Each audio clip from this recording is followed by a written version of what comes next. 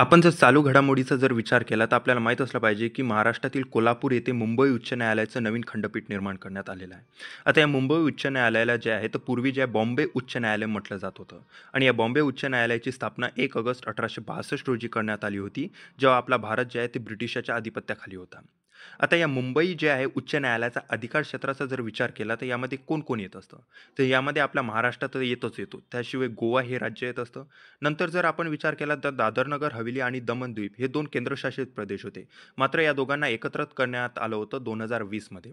परिणामी वर्तमानमध्ये मुंबई उच्च न्यायालयाच्या अधिकार क्षेत्रामध्ये 2 राज्य, एक महाराष्ट्र आणि दुसरा गोवा आणि एक केंद्रशासित प्रदेश म्हणजे दादर-नगर हवेली आणि दमण-द्वीप यांचा समावेश होत असतो.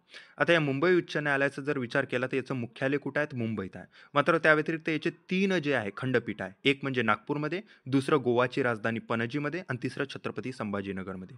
मात्र 18 ऑगस्ट 2025 रोजी जे काय करण्यात आलं होतं, की कोल्हापूर खंडपीठाचं एक नोटिफिकेशन काढण्यात आलं होतं.